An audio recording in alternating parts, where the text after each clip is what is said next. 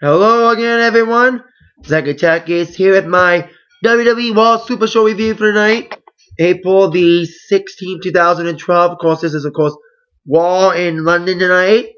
We got a match added for Extreme Rules, a match that I predicted, but the stipulation I was wrong on. We also saw a main event match. We saw a couple okay matches, a squash, a no contest, a disqualification. So there you go. On Raw tonight. Heading towards Extreme Rules and of course the War in Detroit next week, which I'll get to discuss that in a few moments. The 3-hour War. We kick off with a match. Glad to get this match out of the way first. CM Punk taking on Mark Henry in a no DQ, no countout match for the WWE Championship. This match was actually pretty good for being a Mark Henry match. They used weapons pretty well. They used the steel chair a little bit, some decent good spots. Punk did what he could do with Mark Henry, probably the best match in the last 3 weeks. With being no disqualification, no countout. Gave Punk a lot more breathing room for a lot of good moves with the chair. The elbow finish, when he used the chair as an elbow smasher, boom. 1, 2, 3. Because everyone knows Punk was going to go to sleep, Mark Henry. So like I said, the elbow with the chair, 1, 2, 3. Punk victory. Okay, 20-minute match. It was against Mark Henry. Punk did what he could do. Mark looked okay. He destroyed Punk early in the match, but Punk came back strong. It was an okay matchup for being against a big guy. And once again, Jericho wasn't there tonight. But he was via satellite after the match. Jericho was on the screen saying that the match is official. Punk will face Jericho at Extreme Rules in Chicago. In a Chicago street fight. I think like 2 weeks ago I predicted that it'll be a ladder match. But it's not a ladder match. It'll be just a Chicago street fight. But I predicted that Punk and Jericho will happen at Extreme Rules for the WWE title. But I was wrong on the stipulation. Because now it's just a Chicago street fight. They said there was footage of Punk going into a pub. But you just saw him going in and out. And Jericho's like, oh, you're going drinking, yada yada yada. This whole drinking storyline thing of Punk disobeying his own extreme satellite of straight edge. You know what I mean? So, we'll hope Jericho is in person in Detroit for next week's 3-hour War, the last War for Extreme Rules. So I guess Jericho will be there, probably beat the crap out of Punk or vice versa next week, heading towards their match, which is now officially a Chicago street fight at Extreme Rules. After that, on to our next fight, our next match, which was for the United States Championship. Otunga, the stooge of Mr. John Laurinaitis, David Otunga, like I mentioned, taking on Santino Marella, the reigning U.S. champion, 5 years to the same day that he made his debut in WWE, the Milan Miracle, as they call it, when he beat Umaga for the Intercontinental Championship with help from Bobby Lashley. 5 years later, he retained the U.S. Championship in a very short match, especially after falling Punk and Mark Henry. Clearly squashed here. Otunga did his best, but of course, the Cobra struck in London after a entrance full of different soccer, aka football jerseys, until finally the white won. London football team. It was in London after all. 1, 2, 3. Victory for Santino. Quick match. Retained the U.S. Championship. London crowd was a decent crowd tonight as well. Especially yes. And yes, he did wrestle. Before I get to him, Mr. Bryan had some segments involving Brock Lesnar and John Cena. Now, Brock Lesnar was not in London tonight. He will be in Detroit next week when he will sign a contract with John Cena for the Extreme Rules match at Extreme Rules at Detroit contract signing. Brock Lesnar talked about his comeback, about not being in for the fans. He's an ass kicker. And Cena's scared piss. He said. And Cena came out saying, Lesnar, bring it on, boy. I'm ready for you in Extreme Rules. I'm making my ass whip, but I'm not going out without a fight.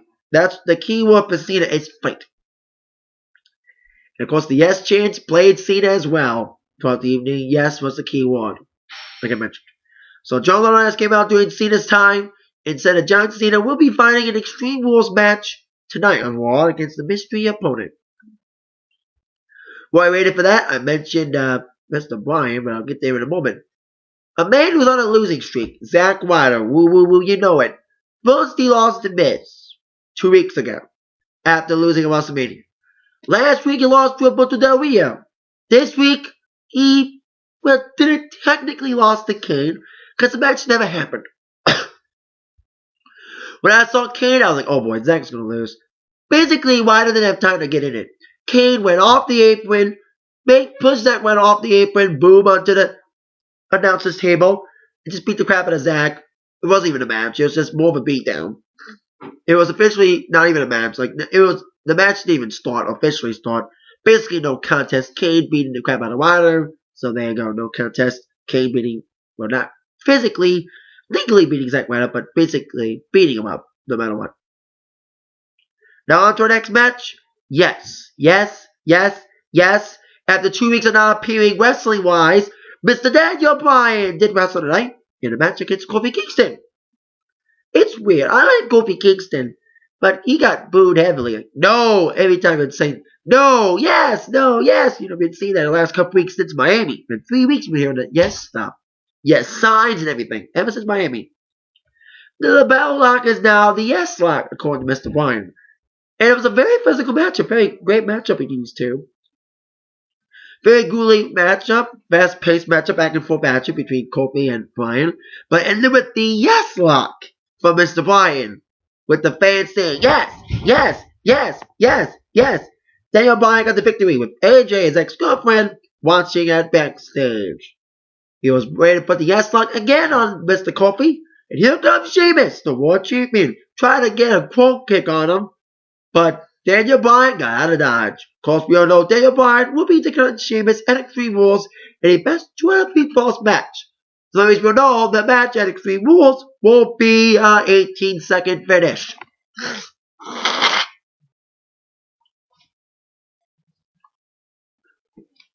Now on to our next match. We already had a no contest. How about a disqualification? We had Brodus Clay taking on Dolph Ziggler. Not even a match. It was short. Brodus Clay got his action, but Jack Swagger got involved, causing a disqualification. Even Brodus Clay after the match had a little altercation with Vicky Guerrero, especially with one of his ladies getting involved. So I smell something with Dolph and Jack and Brodus, and maybe a little bit of Vicky at Raw next week in the Motor City. Now, continuing on, after that little thing, we had, like I said, we had a disqualification. We had a no contest. How about a squash? Big Show and Great Khali against Primo and Epico. Do not need to say much about this match. Squash, indeed, between these two guys. It wasn't even worth having this as a match. It should have been like, this match belonged on Superstars. I know Epico and Primo, they said on the promo that Epico and Primo wants to add more airtime. How about airtime on Superstars with this match? This doesn't deserve to be a Superstars match. This should be a dark match. Not even a Superstars match. Not even a War match. Not even a pay-per-view match. Basically against the squash. The Wounded Tag Team division like that. Having those tag team champions get squashed like that against Big Show and Khali. So there you go. Squash victory for Khali. Big Show, of course, this was a non-title match. Now on to our main event, which was John Cena against his mystery opponent. Now we also saw, before we get to the main event, there was some segments involving R-Truth tonight, trying to beat Sherlock Holmes because they were in London. And when we got time, now it's time for John Cena, mystery opponent. And I said this to my family when I was watching one. I said, I'm saying either the opponent for Cena's could be The Miz, or just a wild guess, Lord Tensai. I was right. Lord Tensai took on John Cena in an Extreme Rules match, a.k.a. Albert, which got a lot of Albert chants again. It was almost a typical Cena match. Albert beat the crap out of Cena. I mean, Lord Tensai. Did I say Albert? Anyway, I'm not the only one. Everybody else is chanting it. Anyway, Lord Tensai beat the crap out of Cena. It was in his longest match ever. It wasn't a squash match.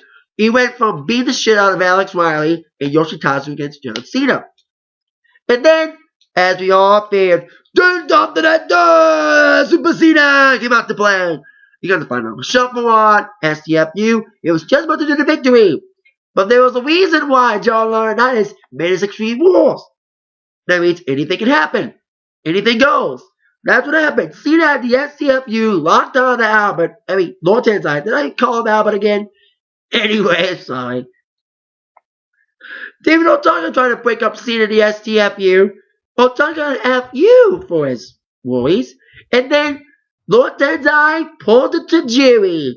Green mist. Spitting out green mist. Well, it makes sense because Tensai is a Japanese wrestler. What the hell? Copy another Japanese wrestler. Tajiri's move. Green mist.